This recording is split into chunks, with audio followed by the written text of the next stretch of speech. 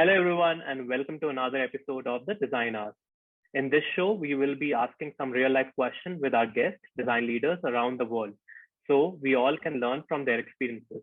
And today we have Aishwarya joining us from Amsterdam. Hey, Aishwarya, thank you for taking out time for us. Hi, nice to meet you. So, Aishwarya is not just a product designer, but also an illustrator. Wow, that's like two superpower in one person.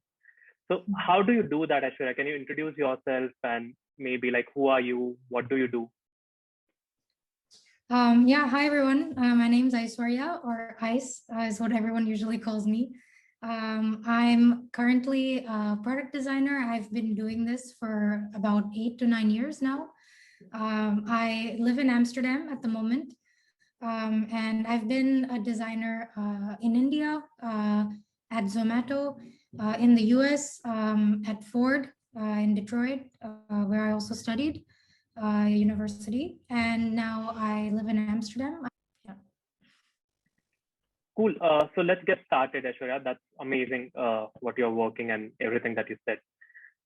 So it's going to be simple Q&A session. There will be no time limit for answers, so you can take your own time and tell us about your experiences. Cool?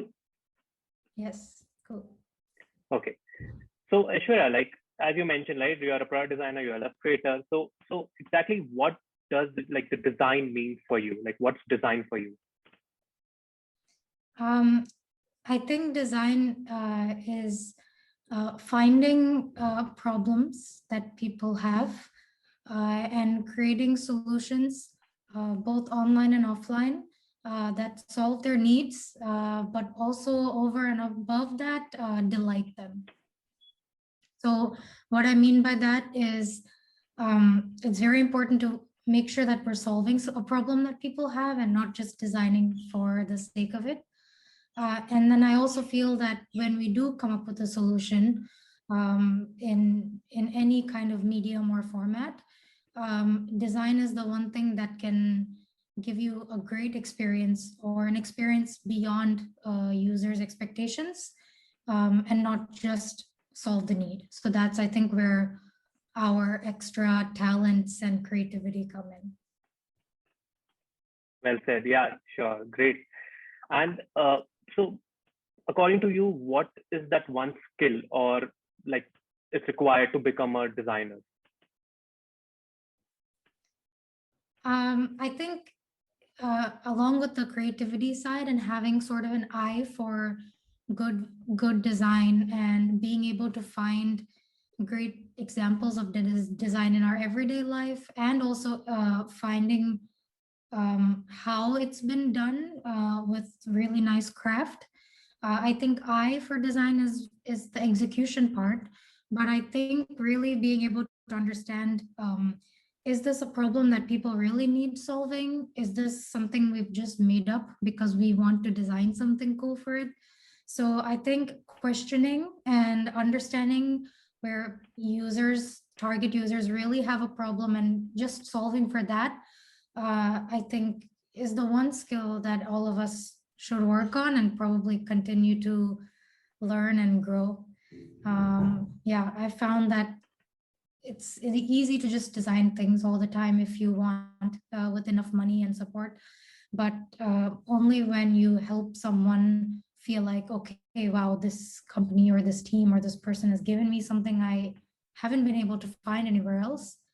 I think that's the real skill that makes a designer stand out and valuable.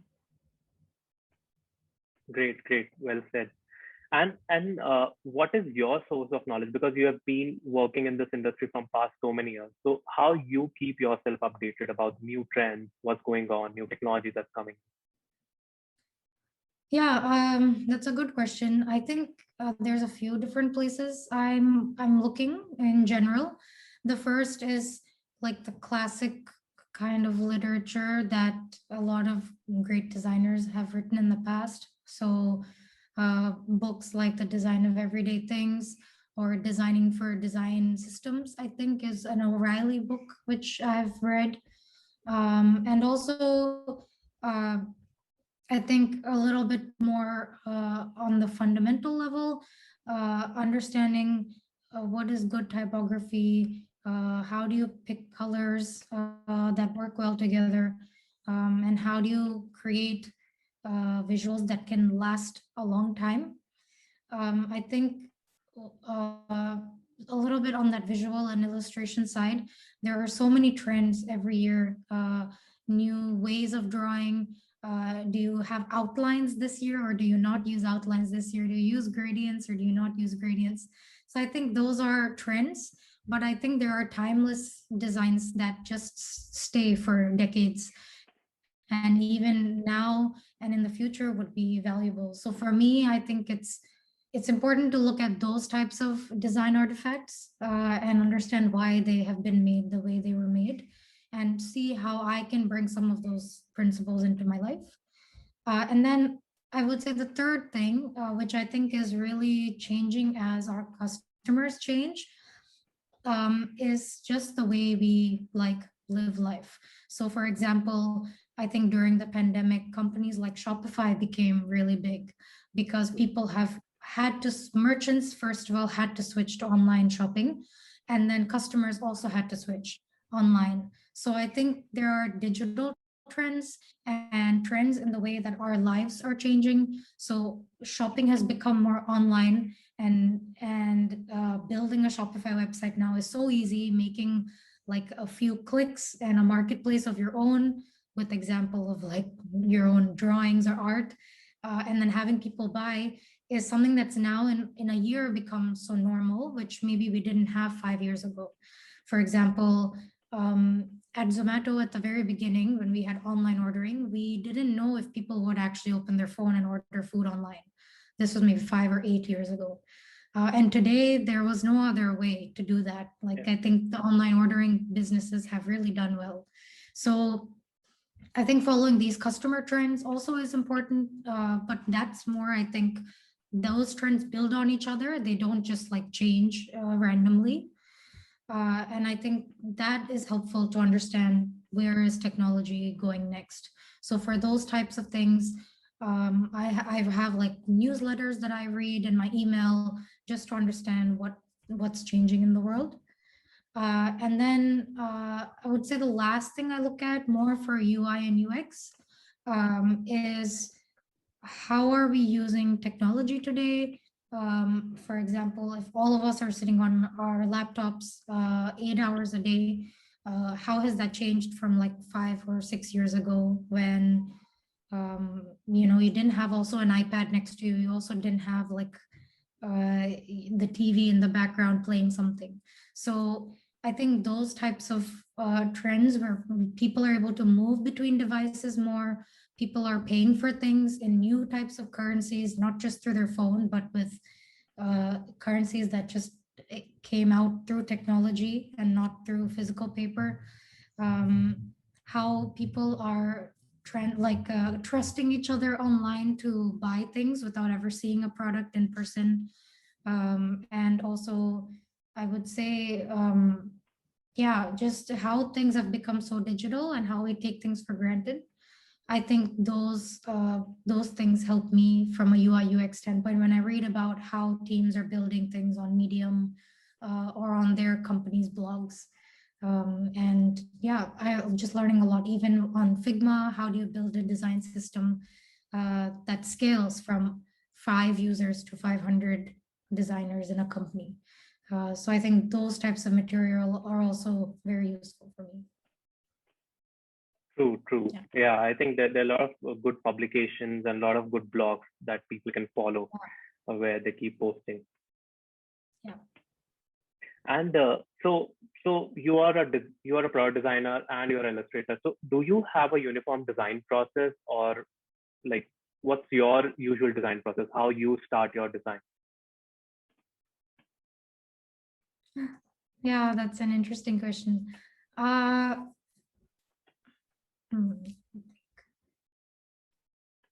So I would say on the more product design side, I'm a little bit more conscious and careful about defining what is a problem that we're trying to solve, understanding completely why is this the problem we should be solving, and is this the right thing to solve. and spending more time in that problem definition space. And then, of course, moving on to brainstorming and then working with the team, engineering and product to figure out what are the constraints, what can we do as MVP, what can we ship, and then building low fidelity, high fidelity mockups, and using a design system to ship something. So I would say in the product design side, more of my time is spent on the problem definition and less on actually building out the design and getting it out there.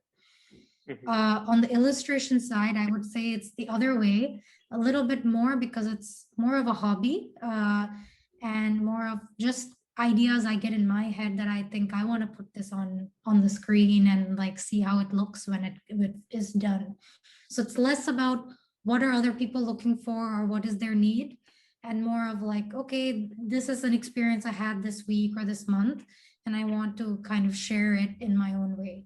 So I spend more of my time on like doing the actual drawing, picking colors, deciding how I want the style to look. Do I want it to be outlined? Do I want it to have gradients?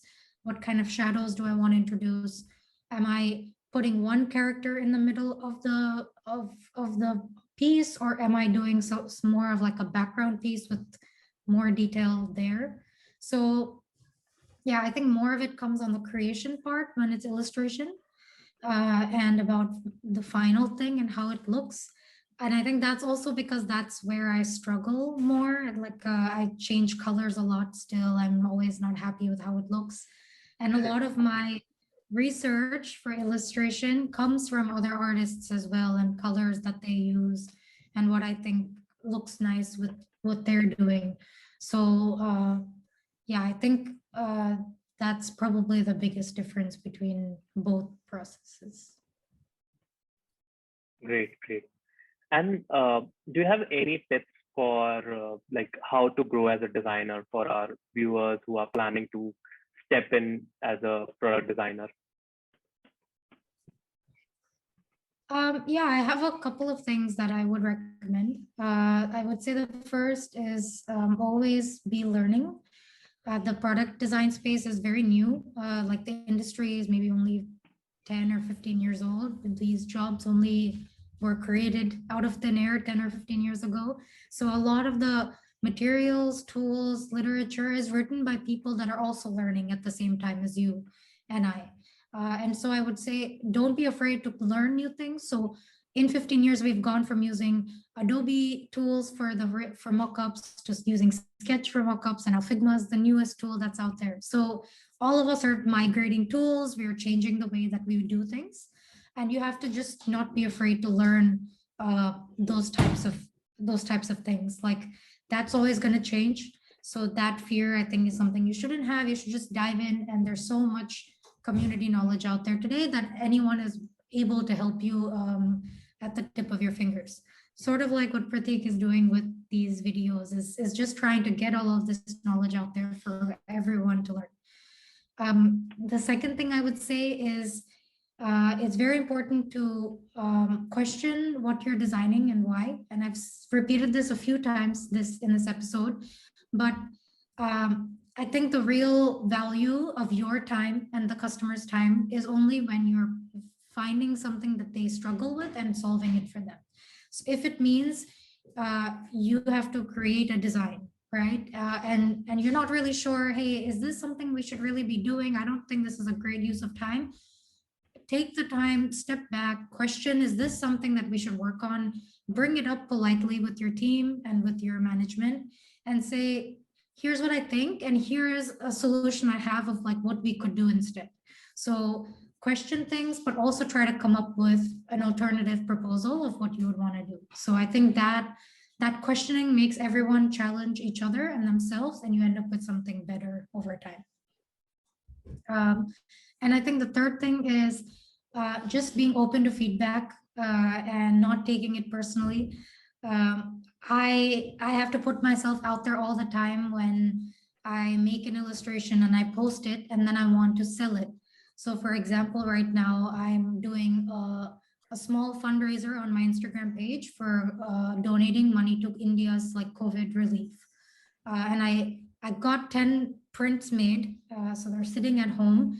I took photos of all of them. I posted prices that I usually charge. And I said, all of this money will go to donation. And then 2 days passed, no one replied. 3 days passed, I didn't get anyone having interest. And I was really starting to wonder, this feels embarrassing. I put all this work out there and no one is like responding. I'm also not keeping the money. So, is there something wrong with what I made? And like, should I be insecure about what I'm trying to do?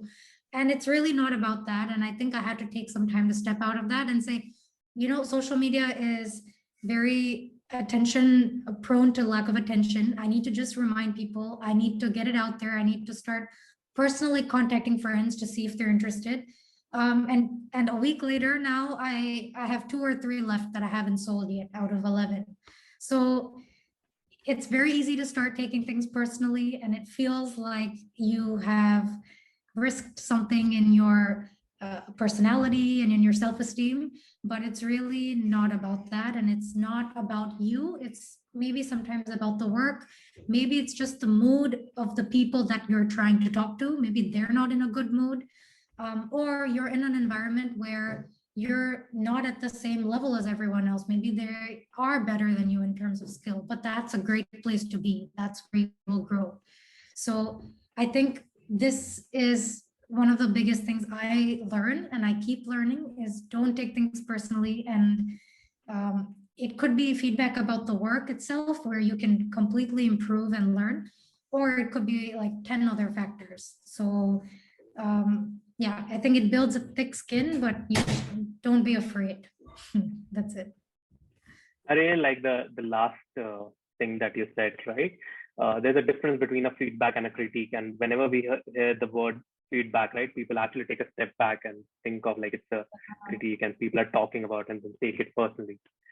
And that's a really nice initiative, Aishwarya, that you're working on. So I think we are almost done with our interview. Do you want to say something about the work that you're doing on? Yeah.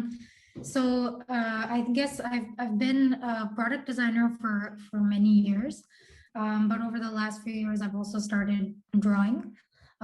It started more as a personal thing where I was kind of struggling in my personal life, and I needed a way to put out there some sort of comic relief for myself. And it started with stick figures and like small drawings, more like scribbles now, I would say.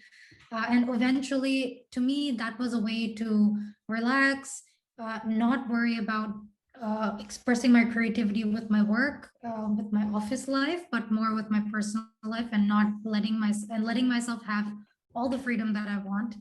I did invest in like an iPad and a pencil, but that has made things so easy compared to the stylus and the tools that professional designers had before, which have been difficult for me to pick up. And yeah, every few days or once a week, I try to draw something new. And I always try to add an element which is a challenge for me. So sometimes it's a color scheme that I'm not comfortable with. Sometimes it's adding extra detail to the images I'm making. So last week, for example, I did an illustration with plants. And I was actually looking at the plants in my house and drawing them sort of like a still life, which I didn't do before. So to me, that was the challenge for that session. And so I kind of use it as a way to grow every time. And now I'm starting to kind of bring that user needs side to it, where it's like, okay, what would I want to see in my house, on my walls, and kind of creating those types of things that people might like. So yeah. Great. That's amazing work, Aishwarya. I'll put down all these links of your illustration and your personal website in the description of this YouTube video, so everyone can have a look and learn from your experience.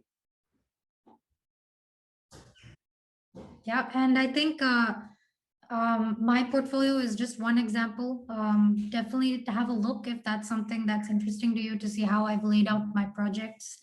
And that I updated it just a few months ago when I was applying for jobs, actually. So If that's helpful, I'm really happy for people to take a look. But there are millions and millions of designers out there who have great portfolios.